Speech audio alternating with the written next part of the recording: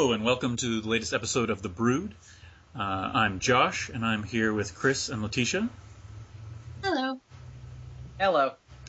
And on this episode, we're going to be talking about Clive Barker, a figure who's been part of the horror scene for the last 30 years or so. A writer, a filmmaker, painter, kind of Renaissance man of horror. And he kind of came onto the film scene with Hellraiser and throughout the 90s was involved in a handful of fairly important horror films. And we're going to be investigating a few of those tonight. We're talking about Lord of Illusions, Nightbreed, and Candyman. But before we dig deeper into those, we thought it would be a good idea to talk about that first seminal film, Hellraiser. And Chris, do you want to take a stab at summarizing the plot of Hellraiser? You did a great job. Yeah, I think just off the cuff here, no preparation. I think I'll give it a try. Hellraiser essentially is about the more overarching kind of myth of Hellraiser is that there is this box, a puzzle box, that if one is to unlock it, it opens the gates of hell and lets out these kind of creatures that will torture the person who has opened this box to the heights of transcendental pleasure and pain, which seems to be a very fundamental Barker idea. So that's the bigger kind of world and the idea that kind of carries Hellraiser. The more specific plot of it is about a husband and a wife and a daughter. The husband and wife move into a new house. It's revealed that to us, the audience, that the wife was having an affair with the husband's brother, who's this kind of seething sexual character who actually came in possession of this puzzle box and was a victim to it.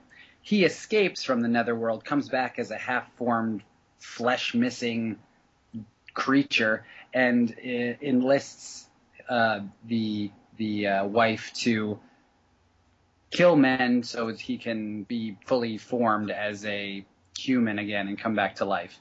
And from there on, there's killing, and he's gaining flesh, and gets more complicated from there. These creatures from the netherworld. I think Doug Bradley, who plays Pinhead, he comes back, and iconic Pinhead has his first screen time in a series that runs 9 films long, believe it or not. So yeah, really, really interesting, totally genre-changing horror film. Things are really not the same after Hellraiser. Always worth returning to. What's interesting, I think, about your synopsis there is that if you would just first of all, explaining the film is kind of useless, but if I took away from what you just said, that I would imagine that the horror of the film would revolve around this new wife going out and luring men in and killing them. That sounds like the basis of a horror film, and that's really not. Mm-hmm.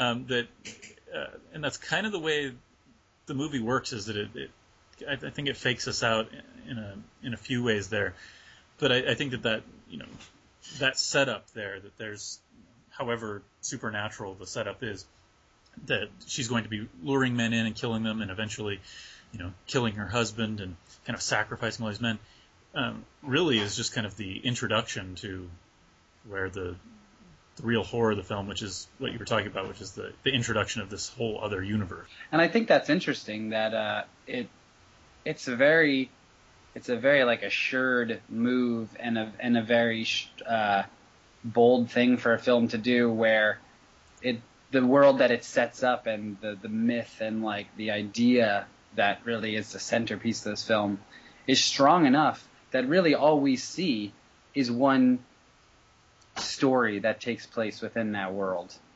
And it is a story about sexual relationships, love, power, a family. It's good characters, it's well acted.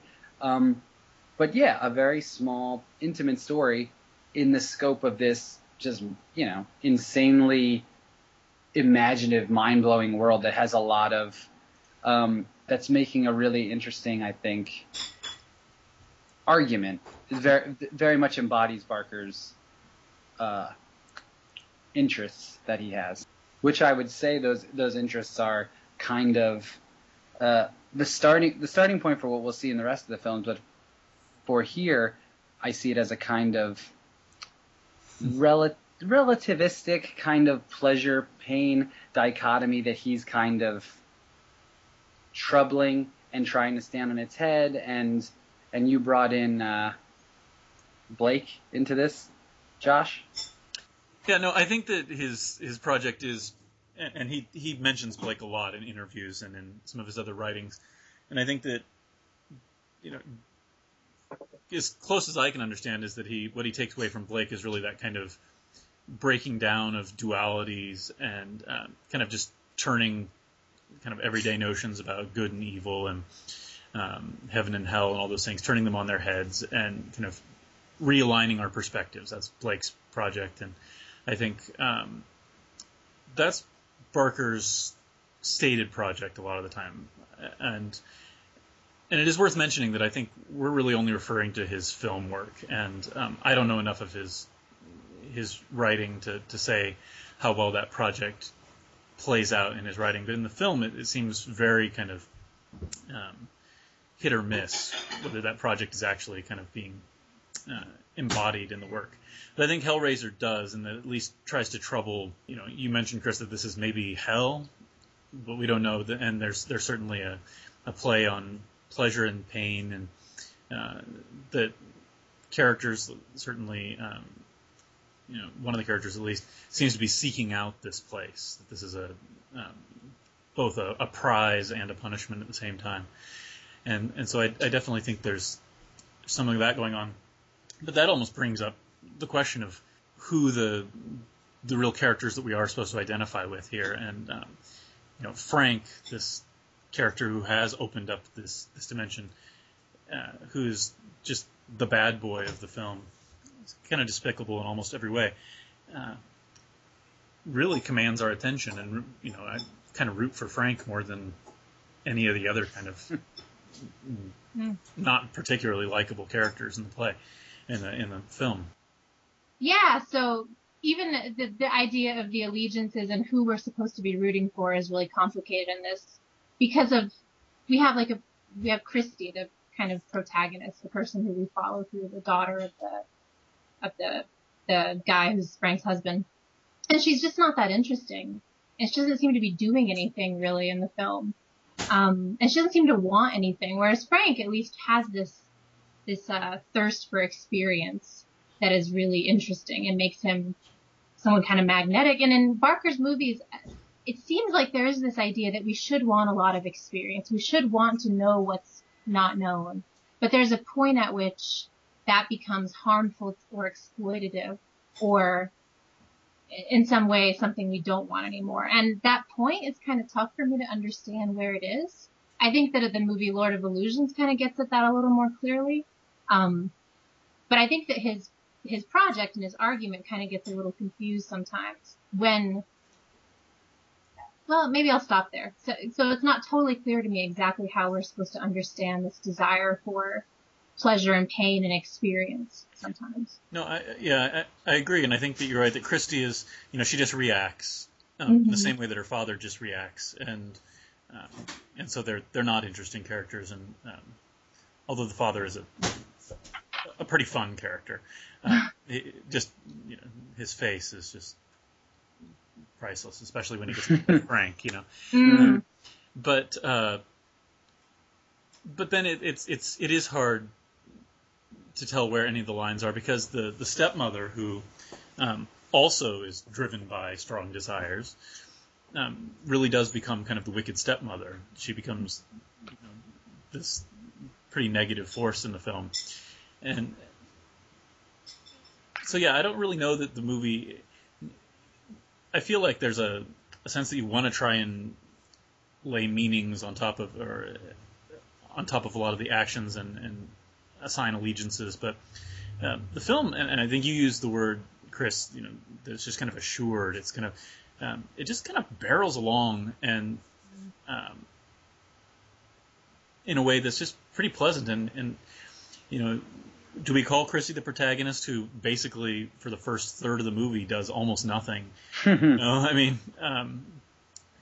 she's kind of, if anything, she comes in to show, I don't know, the other side, the other reaction to this other world.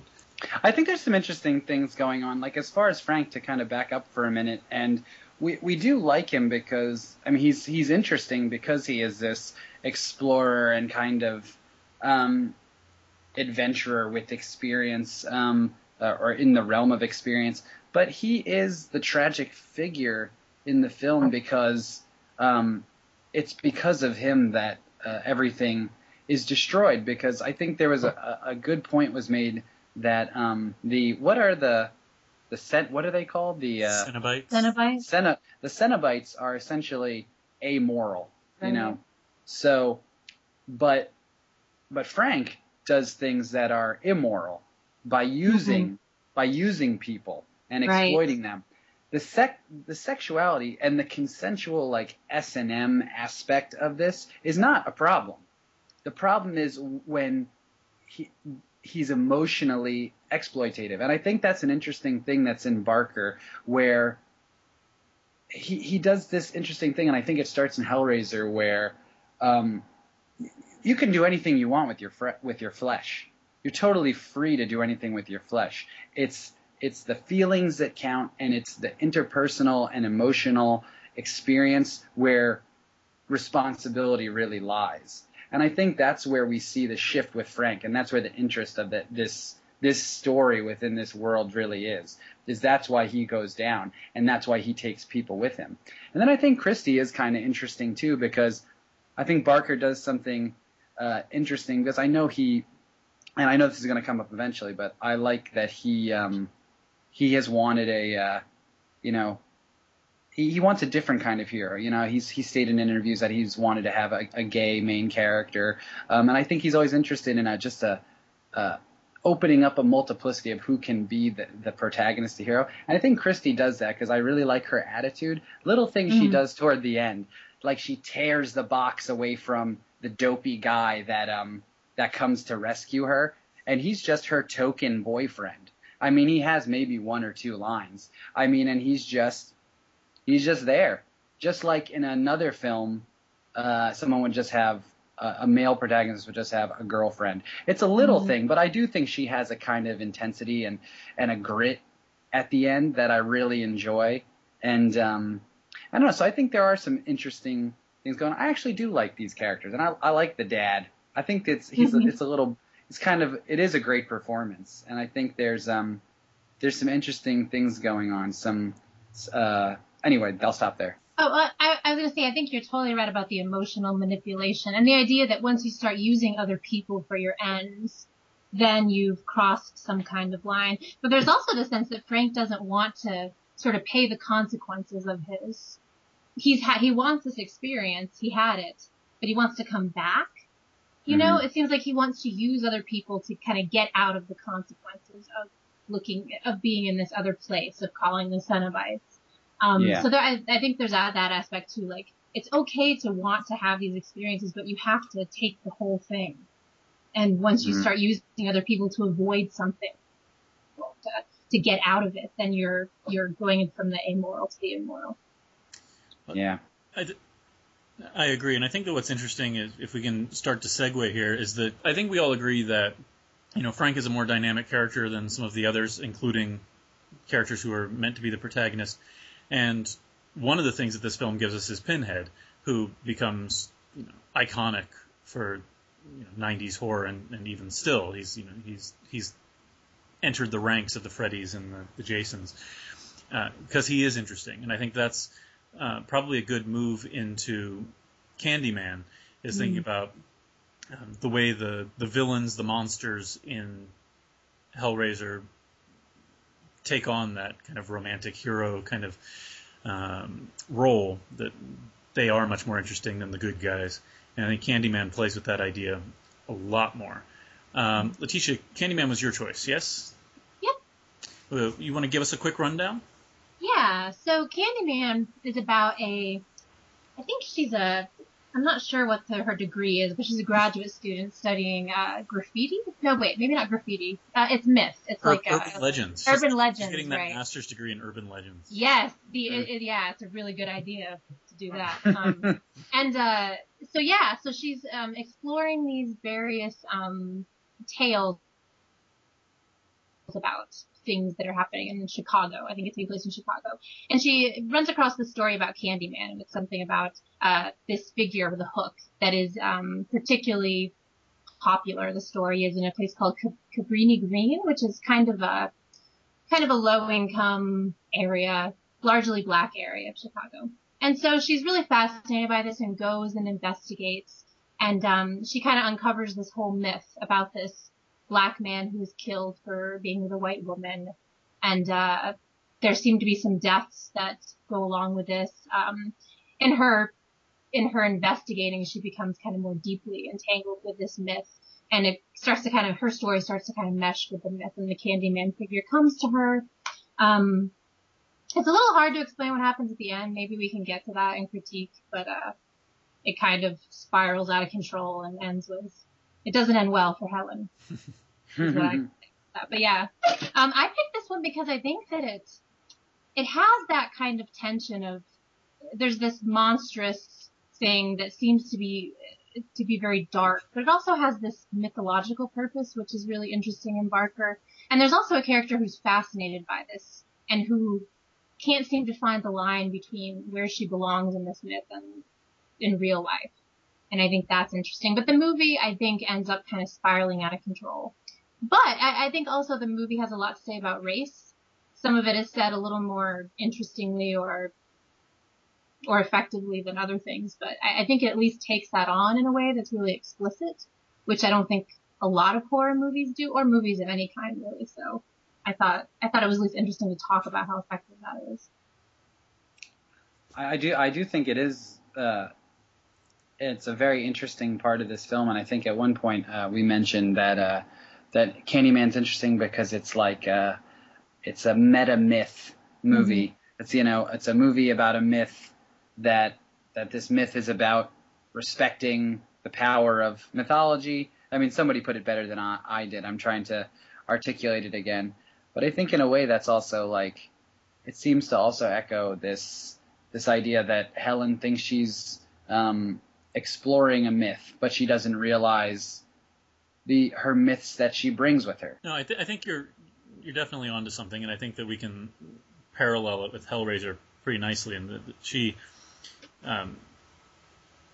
she unlocks this new world too of this myth, this figure of Candyman, but much like Frank isn't prepared for what's on the other side and isn't really prepared to pay the price for what comes with it, and she gets totally sucked into it. And I think that there is this definite feeling in Barker that the imagination is king, that words have power, that stories are these magical things, and that's what she, in her kind of stuffy graduate school kind of clinical way, I guess learns, right? I don't know whether we can ever say she actually learns anything by the end of the movie, but that's what she experiences, is that her understanding of the story doesn't live up to the power of the story, and she gets taken over. This kind of compulsion to repeat that pops up, where she kind of is living out the myth. And we can talk about that too, about how to read exactly what's going on with her. But I think she engages in that same kind of irresponsibility that Frank does, though, just in a different way, like under the guise of like her academic pursuit. She's going and essentially, in her own way, exploiting these people that live in this low income area in like a terrible situation, And I think that I think this is maybe the first time we see maybe a character that's hiding something from themselves in Barker, because I think she's hiding her thirst for experience, and she's using this mask of her graduate school like thesis to mask her that she's drawn to this danger, that she's drawn to, I mean, essentially she's drawn to blackness, which I think is interesting, and that she's going to this place. And I think that's like, it is a really bold thing of this movie, because that's something you see, in academia. That's something you see in people exploring these things. Yeah, it's her whiteness. I guess get the sense in the movie that she thinks her whiteness is kind of a shield against anything, and that she can be fascinated by it. She can go explore it, but it's not going to really touch her. It's like it's like going on a fake safari behind a cave. She goes and she doesn't really see these people's lives as kind of real. You get that sense when she interacts with them. Occasionally, like touches of emotion, but she just seems to really use people throughout the movie. There's even a scene where she has a child show her a murder scene, like a child, and that was kind of shocking. And I love that the movie let us not like her in some places. Like the Virginia Madsen, she's a really good actress, and the character has some good qualities, but it shows this sort of blindness, and also that she doesn't really respect this myth and what it says about history. She doesn't really respect the historical context of this whole myth and the reason why it is where it is and what's happening, what the dynamic is between whiteness and blackness. It's just something she doesn't quite understand, and the movie plays that out. Like, it shows the way that her choices destroy other people. And I think it is also has something interesting, because it kind of is the result of a kind of, masking that she does of, like this pursuit of knowledge might be the pursuit of something else, a pursuit of experience. And I was thinking earlier about that Barker is like a kind of like an H.P. Lovecraft, that I think is someone I can get more with what he's saying. Like, whereas Lovecraft is, his horror is based on this, these things that are unknowable and should not be known, and forbidden knowledge. I think that in a way, Barker is playing with forbidden experience, but at least unlike H.P. Lovecraft, there is a way out of the horror that comes from this forbidden experience in Barker, because honesty and like being honest with yourself, I think, is a way out of it, possibly, which you see in Nightbreed. But I think Candyman is really, it's also a very haunting film. I mean, the Philip Glass score is really, really powerful in this movie. There's just a lot going on here. I mean, I think the end gets problematic. I think the end is essentially attempting to tie a lot of really rich things together. I don't know exactly what you all made of it. Ties it together and puts a bow on it. We're not really sure that the bow really matches, Yeah. Yeah. But yeah, before we get too far into that, though, I kind of want to bounce off of what was just being said, is that it is a story about power relationships, and that, Letitia, you said that, her whiteness kind of is her shield, but, when the two women enter, and her friend, who quite conveniently is not white, as they enter the projects at Cabrini Green, they feel safe because the people there think they're cops, and there's that kind of, and they just keep kind of doing incredibly stupid things, and just pushing themselves further into danger, like you said. And I don't know whether that is a thirst for experience or just, she's also just seems horribly, in terms of her academic life, competitive. Yeah, incredibly competitive and not all that bright. I mean, she she just kind of goes blundering on. But I think that one of the things, and I think it's worth mentioning how you said it, haunting, but I think the movie is actually quite beautiful, despite the fact that most of the sets are horrible. The Cabrini Green is just this horrific place, but it is really haunting, and there's many scenes with the graffiti buildings and stuff where she's that we are meant to see a transformation, and then I guess that's what we need to talk about. And Chris, you're saying as we get toward the end of the film, what she transforms. I mean, we have characters climbing through mirrors, so we definitely have a Wonderland kind of thing going on. And we also have characters emerging from these mouths that are painted on the walls, and lots of birth images that way. But, you know, I guess the question is, what is she on the other side of that? What is one answer that I have is that she becomes Candyman. I mean, that she literally embodies this myth. That it, I don't know, would we call that possession? There's a scene where Candyman, you know, there's this kiss with the bees, you know, kind of transferring between them, where that does feel like a possession story. And of course, she is then one of the places where the film kind of gets mixed up is when then she is being held, you know, on suspicion of committing these murders that she believes Candyman is responsible for. Well, go ahead. Well, I was going to say, I think that is a good reading of it, that she does essentially become Candyman. And I think that that was always hard for me to kind of understand what was happening and when she's accused of murder and everything starts to fall apart for her. But what I realized in this conversation is that Helen uses the kind of shield of, oh, maybe we're cops to protect her. Then she uses the shield of, well, I'm investigating, I'm an academic, I'm part of, you know, this bigger. She uses essentially like power shields and power dynamics that are things that keep her safe and have power over, you know, these people that live in Cabrini Green. And then all of a sudden those shields are stripped away from her. And that's when the horror for her really comes. Especially you see it in that scene where she's covered in blood after she's brought in the police station, and she's being treated like the people in Cabrini Green are treated. You know, and like that she has no privilege, she has no power, and she is going through this essentially following the path of Candyman, this path of persecution to become what he is, to really know how, and essentially this is what you wanted to know. Well, this is the experience that you wanted. Well, be careful what you wish for, because this is what it is. And I don't know, it's a huge downer. I mean, that's what, but I mean, I think that's the way that I was reading it. That's an amazing reading. That makes me like it so much more. I did, while watching it this time, have a kind of similar thought about her decline, but I think it was because I was teaching the Yellow Wallpaper, the story. Oh, nice.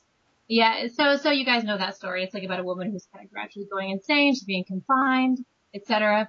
And I was thinking like about the gender dynamics in this, because we have race, but we also have kind of gender, and how the power that's being taken away from her is seeing her being held down in an insane asylum or in a hospital, and her doctors telling her she's crazy, that she's seeing things. And this seemed like a kind of feminine version of what could happen, you know, like that she's crazy. Her mind is just gone. She doesn't really know what she's seeing, and she can't tell reality from. So I thought that you could have that gendered reading of how you take away power from an upper class white woman. It's kind of a similar stripping away. I definitely agree, and I definitely think it's there. I also think that it's one of the places where I think the movie goes wrong, is that it bites off a little more than it can chew there. It sets up some really troubling and false comparisons, I think. And, I mean, there's definitely a lot that could be done with that, but I don't feel her ever being persecuted or subjugated in the same way that that Candyman was, or that the people in Cabrini Green are.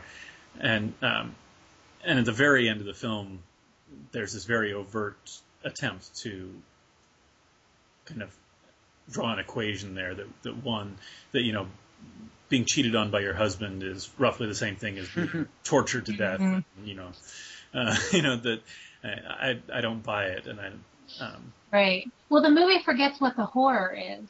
It seems to think that someone killing you with a hook is the horror of the movie, and so that's what she does at the end. But that's not really the horror of the movie. It's like so much about history. It's just so much about this myth that is necessary, or shouldn't be necessary, but seems to be kind of repeating itself. Like Josh, you said something about the repetition of that. That's the horror of it.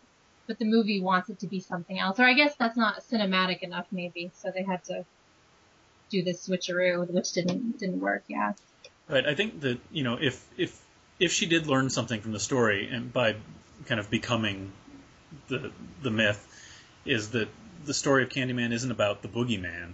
It's about racism and class warfare, and the violence that white people have brought upon these black people, and that she is paying the price because that's what she brings to Cabrini Green, is she brings death and violence back again, and the lack of respect. You know what I mean? I think is something. You talked about a lot of the birth imagery and the like the coming out of mouths, and I read that as her just lack of respect of the power of what the people in Cabrini Green, their culture, like the power of the myth of Candyman to them, that it does have real power, and it's not just something that can be filtered through whatever lens. That's something she can kind of snicker at and write a thesis about. It has a different kind of power, a power that's important and vital, and plays a more vital role in that place than she could understand or is willing to understand. And I think the other thing that I think is interesting is that Candyman himself is like Pinhead, to where he's a very dignified villain. And I think that's really interesting. And Pinhead, what does he really do in Hellraiser besides stand there and speak eloquently and kind of allow people's own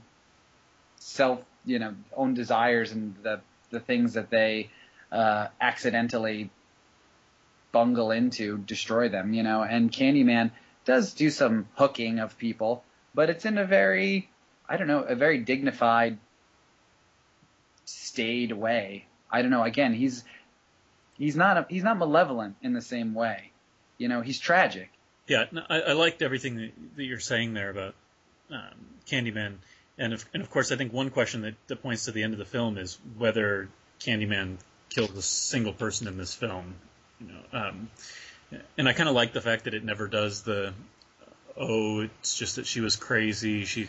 That there's never kind of a reveal in the movie, but that's still kind of the only satisfying way I can read the film, is that she really is responsible for all the death and destruction that occurs. And I think that it's really, and I think we kind of said this already, that she misreads who he is. And Letitia, you said it, that she misunderstands the horror, and I think that the problem with the movie is that the filmmakers misunderstand the horror as well. That he's meant to be a kind of a story that's a warning, a reminder. He's not a story that's a boogeyman. He's not really the monster. The monster, came before that. The monstrous things that happened to him. And so and I think that this is the way I feel about a lot of Barker movies, which is that in the third act things tend to get really hairy, and I don't feel like they really know how to resolve in a satisfying way. Hellraiser resolves in kind of the most bizarre ways that you don't really know. Yeah. And I'm not really sure that this movie, the filmmakers are quite able to juggle everything that they've kind of put in the air. But I mean, it's essentially it ends, but I don't think it ends satisfyingly. But I mean, it ends in a way that has a logic, but not true to the bigger themes that are going on. Right. Yeah. Any last thoughts about Candyman? I think this would be a good place to move on to Nightbreed, which does something very different with monsters in a much less satisfying way. My selection was Nightbreed. Unlike Candyman, Barker was much more involved in the making of this movie. It's worth, I guess, mentioning that Candyman isn't really a Barker production. He didn't direct it, and is an adaptation.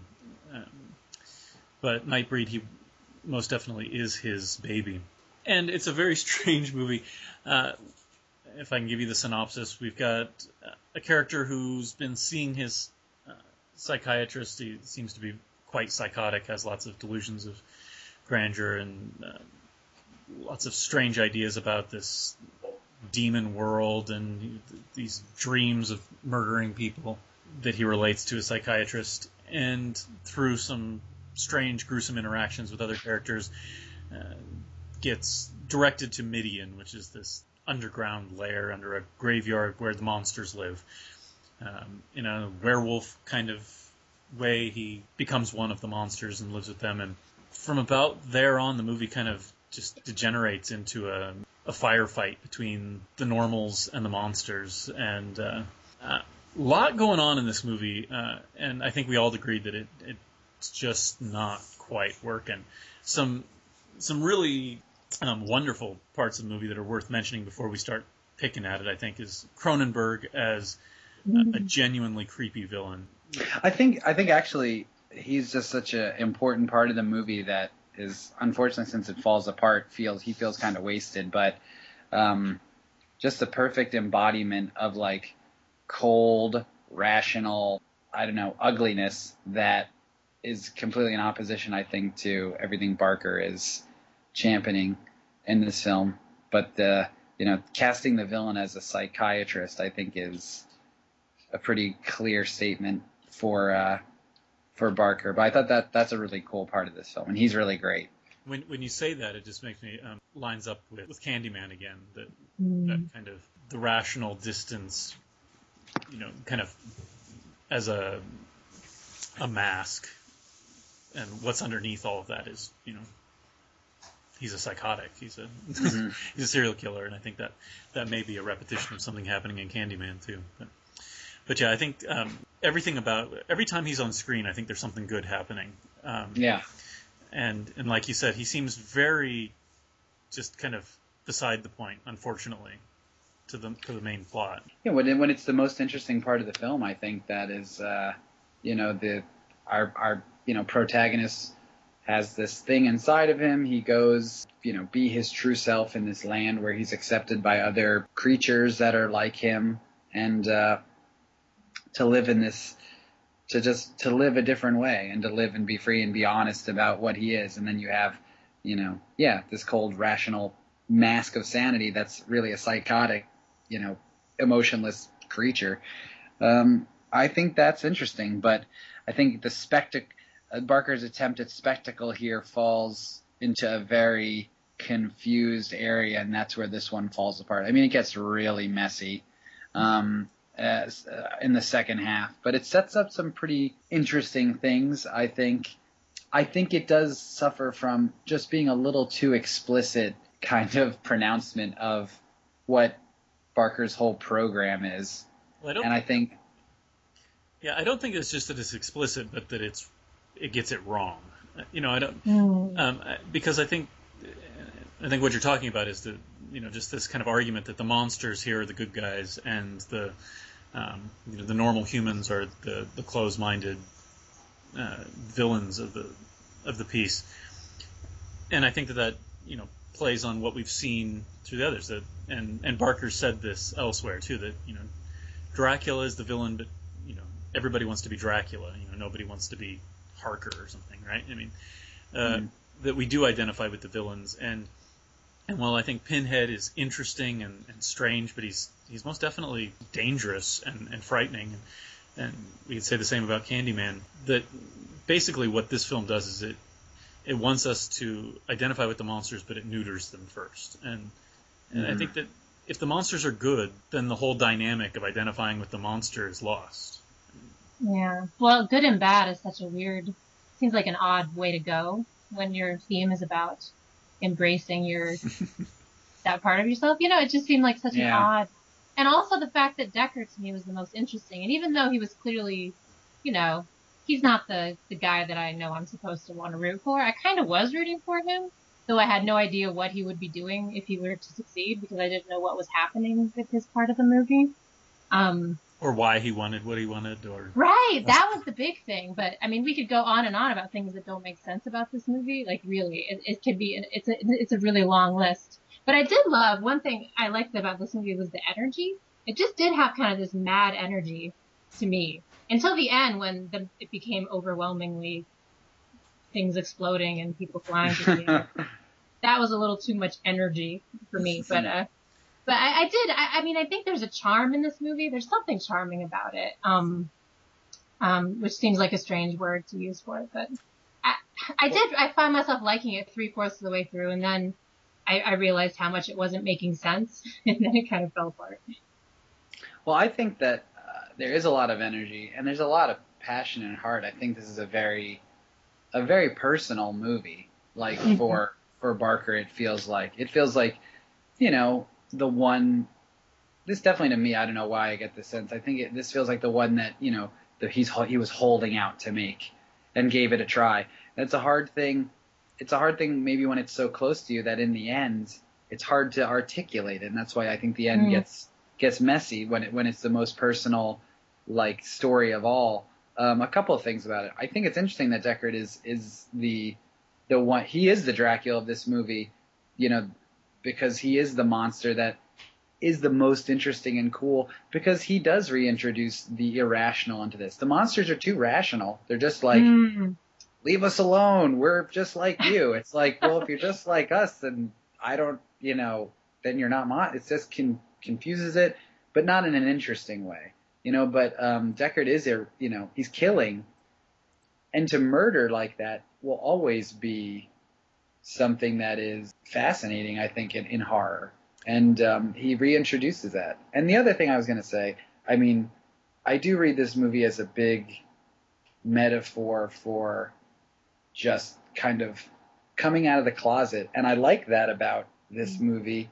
But, in this kind of world of fantasy and mythology, it's hard to find where it's going. But the first half, I think, is really sincere and beautiful and a really nice metaphor for all that. That scenario, but then there are explosions and the elf man is doing his thing, which is, Yeah, I guess what you keep pointing at, that whole central kind of conceit is just seems so, I don't know, it's too flimsy to hold up everything that's going on here. I think that, and again, I think this is Barker kind of attempting to do kind of a Blakean reinterpretation, but I don't think he quite gets it. If you simply turn it on its head, we haven't actually accomplished anything. If we take, here's the good guys and here's the bad guys, and we turn them over, no, look, they're the good guys and they're the bad guys. I think he's missed kind of Blake's whole project, which is that, from both sides, what we see is this. And this movie doesn't have any interest in showing things from the other side. The human characters in this movie are just all caricatures and redneck caricatures that are just it's pretty bad. I think this is kind of like X-Men if the X-Men decided to not do anything or fight crime or anything. They just hung out. And that's a problem, because then nothing really happens. Well, they get attacked, but I mean, I don't know. That's kind of what it seemed like to me. It's a similar idea. Right, and this comes back to the same thing we were saying before about, Christie, that they react. That's all they do. That we have our heroes just reacting to much more interesting stuff, or in this case, less interesting. I don't know. It gets too muddy. And then one last filmic kind of thing with it that really I think is a problem is that aesthetically there are some really interesting, rich, beautiful things in it, but then it is so much of a narrative fantasy that those things have to take a back seat at some point. And in the end, the end is it's neither here nor there, kind of. And that is not a good place, I think, for something like this to be. I think I agree. I think there's a lot of wasted potential here, and I think there are scenes that we could point out as being really well done. The Decker scene where he murders the family early on, excellent, really well put together. Let's just take a moment to give a shout out to non-CGI special effects. We got a giant cast of people here in prosthetic everythings, and it's really cool, and it just doesn't add up. So rather than add insult to injury to Nightbreed, we should just say it had some good things. It was a lot of heart, and he cared very much for what he was making, but maybe he just loved it a little too much, Well, he does talk about the studios ripping it apart and whatnot. He seems to be on that a lot, like about how much that movie was ruined. So who knows what the Clive Barker version would have been. I still think it would have had a lot of the same problems, though, is my thought. Right. Well, yeah, I think that, my guess would be that we'd see a lot more gore and a lot more, nastiness, but I don't think that any of that's going to solve the central problems, which, right. The central problem I have is, who is the main actor? Craig Baldwin? I forget. I don't like him. And that's something about, I don't know if it's all the character or all his performance, but that's something that keeps me kind of away from the movie. But that just might be a personal thing. Again, he's just another Christie who's just, finds himself running into the middle of something and he just kind of runs around in circles for the whole movie. And I don't care. All right, so I'm just going to shift us over to Lord of Illusions. Or as we say in our house, Lord of Illusions. Chris, do you want to give us the rundown on your selection? Yeah. Lord of Illusions is, I believe it's the longest of these films. It's 2 hours. So this film is about a kind of death cult that exists in the desert of California, I believe, and this guy Nix is this messiah figure that has this cult of followers, and he's promising to show them something. He apparently has magical powers. It's a really nasty, weird cult where they're pulling out their hair, and there's a lot of blood. And then comes this a former follower of his, Swan, to come and kill him because he knows that essentially this guy Nix is bad news. And they succeed, maybe, in killing him, or at least trapping him and burying him. So flash forward, and Swan is now using his magic abilities that he kind of inherited from Nix to become a David Copperfield-esque, really, really famous magician. So enter in Scott Bakula, who is coming, who's a private detective who gets hired to take on a case in California. He gets wrapped up in essentially Swan's life with his beautiful wife and his kind of weird assistant. And Swan ostensibly dies performing a trick on stage, a big illusion. And Bakula hangs around to kind of get to the bottom of things because people are starting to die. And it just kind of comes to light that there are some crazies out there trying to resurrect Nix, the captive, buried messiah who has a plan of evil for the world.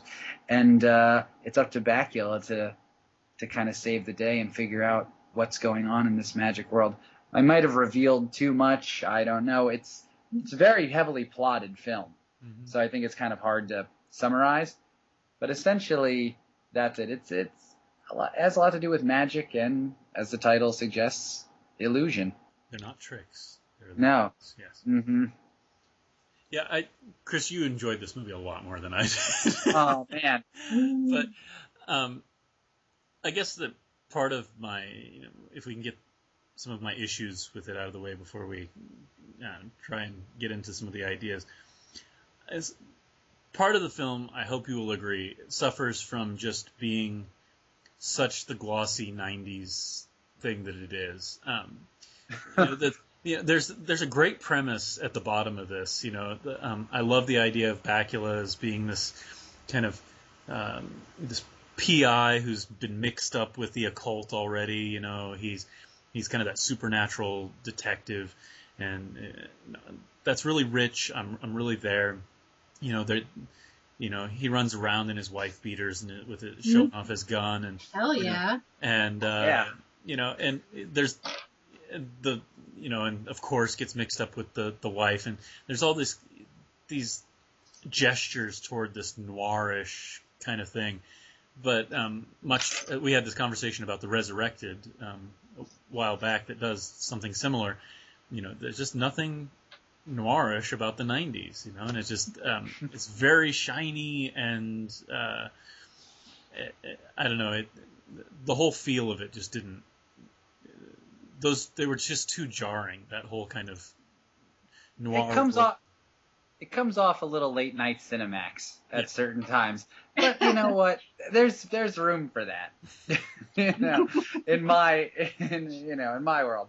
But I do understand that. Yeah, I don't know that aside. I think there's some interesting ideas going on in this film. I think it is kind of complicated by the fact that it might be more of a fantasy film. With horror elements, with like Barker's horror elements, like at play.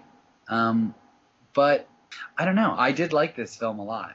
I think I'm in the middle of you guys. I liked parts of it, but I think at the end I was left really confused about what had happened or what the implications were of what had happened. And I think this Nick Swan thing was interesting to me, like that Nyx is using magic.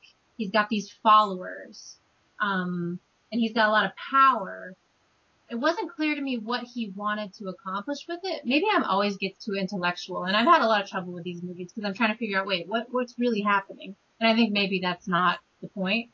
But his followers, he's showing people how God sees things. I think he uses this term at some point, right? Like when he puts his fingers in their skull and you see everyone's flesh falling off. And so what he shows people is what he calls reality, which is kind of our gross flesh bags are all gross. And I just didn't understand what the followers, I didn't understand that part of it. Like, what is it he's giving people? What is it that people are wanting from him? And then Swan is using his illusions for entertainment. And I guess he's being set up as like a positive aspect of that. But the whole magic part, I guess I was at a loss as to what that was doing. Right. Well, he's using what that was, how they were differing. Yeah, it gets very strange because he's using magic to pretend to create illusions. Right. Right. I guess to circle all the way back around to Dracula, is that this reminds me of Shadow of the Vampire, but where the idea that Nosferatu, the way that this spooky character ends up on film is because he really is a vampire, right? That's how you get that performance out of him. That the way to become a great illusionist is to really do magic, I guess. But of course, the problem is that Nosferatu is a lot more interesting than a Chris Angel or something. And I mean, like you said, when you look at the dichotomy that comes up there, the Swan versus Nyx, once again, Nyx is this crazy, charismatic psychopath who wants to end the world or something, and naturally is at least more interesting than a guy who just wants to hang out and kind of in his big mansion with his male pattern baldness and rake in some money. Again, heroes. Barker's fascination with villains and kind of anti-heroes is one thing, and of course this movie I don't think really has that. But he's still always casting heroes in his movies, and they seem to really fall flat. And Bakula really, his character really feels like an observer in this. He's our proxy. He's the one. He's the way that we enter into this fantasy world. But I don't see him as being central to the story, really. Yeah, that part actually. Oh, go ahead. I do think that is a real problem. As likable as I think he is, and I think he has a good performance, and I think he really has no story, no history, and no stake besides, his pretty newly born romance that he has with Swan's wife.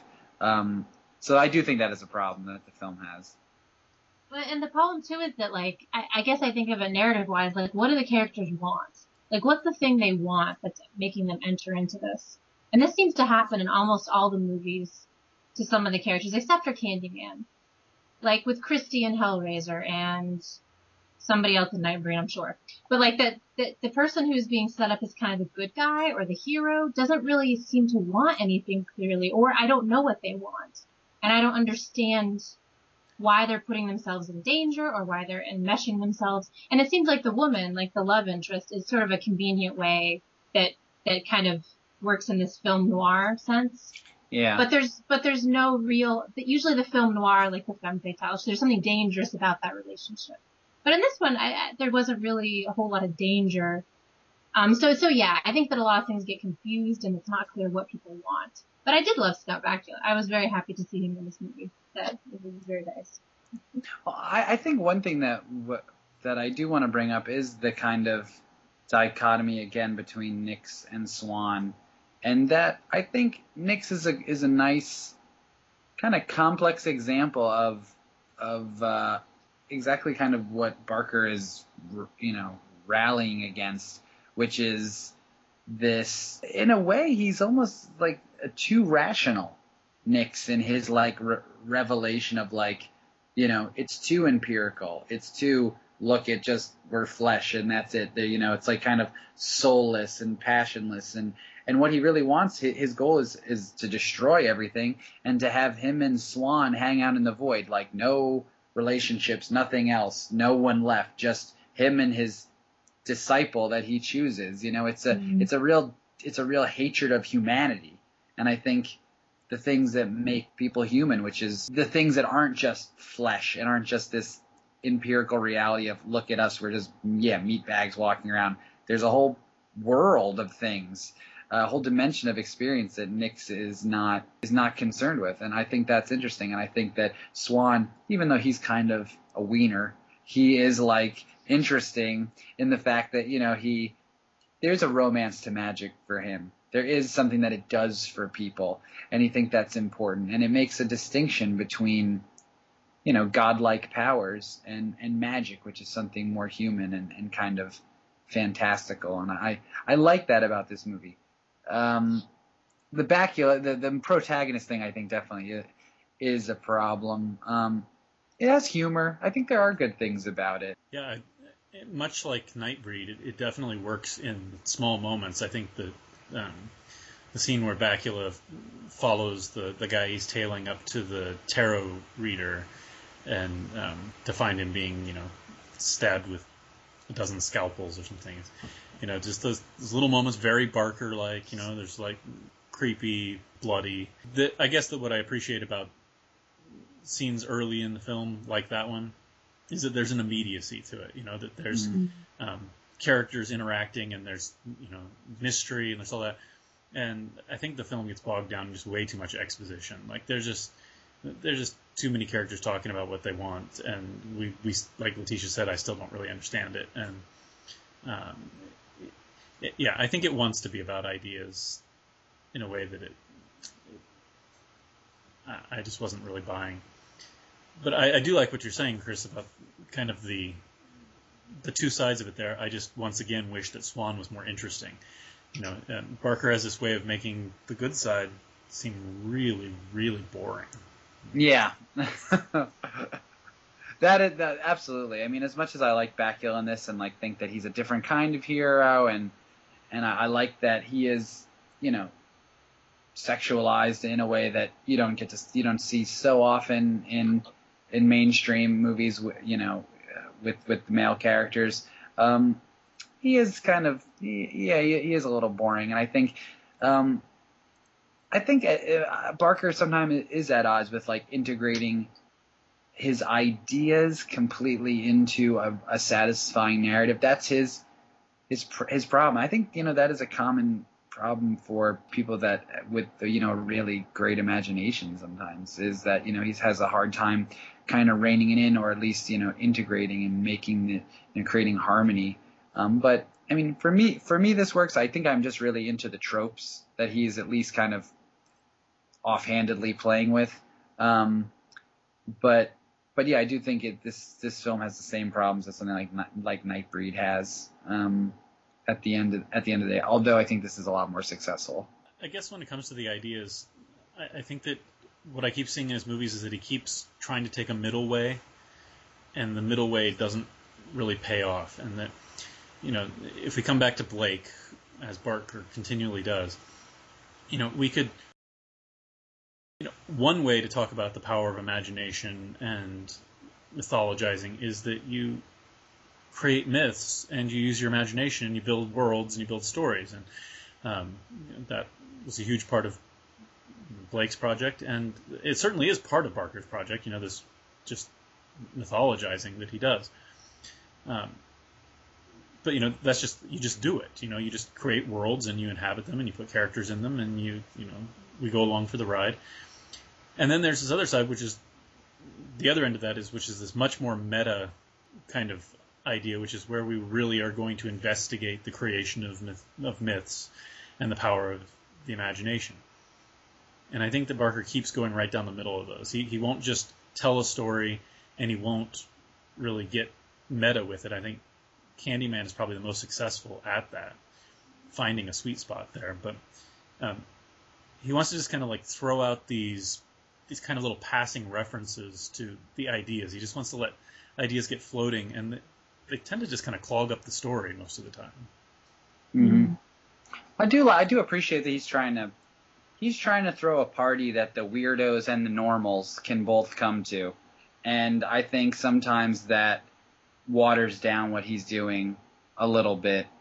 I think that Hellraiser pushes pretty far, and I think that's why maybe that film has had the most lasting impression, because there's still a big segment of people that really, that film is really important to them, and I think because it's probably his most potent film that he's created. Well, it does what Josh is saying. Like, it makes a myth.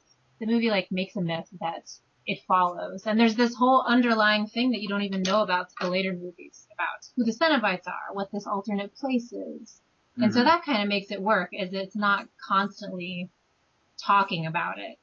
It's more like enacting it, which is more effective, I think. I agree. I think so. It creates a world, and then it takes this nice kind of compact little family psychosexual drama and sets it spinning in the middle of the mythology, and it works in a way that a lot of the later movies don't. And Candyman approaches that. Even though Candyman is more meta, at least that is another example of a smaller story happening under the kind of the overarching larger myth. The other ones I feel are Nightbreed has that, but see, the problem with Nightbreed is that the myth making is happening there, because he's like this chosen one. I mean, I check out in Nightbreed, but it's like something is happening that's really important to the myth in Nightbreed, and the same in Lord of Illusions. So I think Candyman and Hellraiser are both doing what works. Yeah, I think that those represent those two poles that I was talking about. And they also happen to be the two best movies of the bunch, I think. All right, so I think we've dug pretty deep into these and found some interesting things. I don't know, Chris. I'll give Lord of Illusions another try. You give it a chance. Next time it's on USA late night. That's the time you should watch it. We've dug in there pretty deep, and I think that there's definitely something at play in Barker that I think we all find pretty interesting. And I don't know, I keep hoping that he's going to make a return to film sometime soon and really see if he can actually pull off some of his ideas. But I would definitely recommend Hellraiser, obviously, and I think of the batch, I think Candyman is definitely the one that's the most interesting after that. I would say Hellraiser absolutely is pretty essential, and Candyman is great, a problematic ending. Nightbreed out of curiosity, and I really like Lord of Illusions. I loved them all. I even the ones that weren't that good. Like, I know that Nightbreed's not that good, but I still really enjoyed it. I agree. Yes. No, there is something about Nightbreed that, like you said, is the energy, and there's the makeup, and there's the everything that I mean, if it was on at midnight, you wouldn't turn it off. I mean, it is fun. No, especially not at midnight.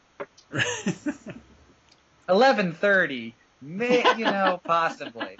Midnight though, who cares? You're just like, all right.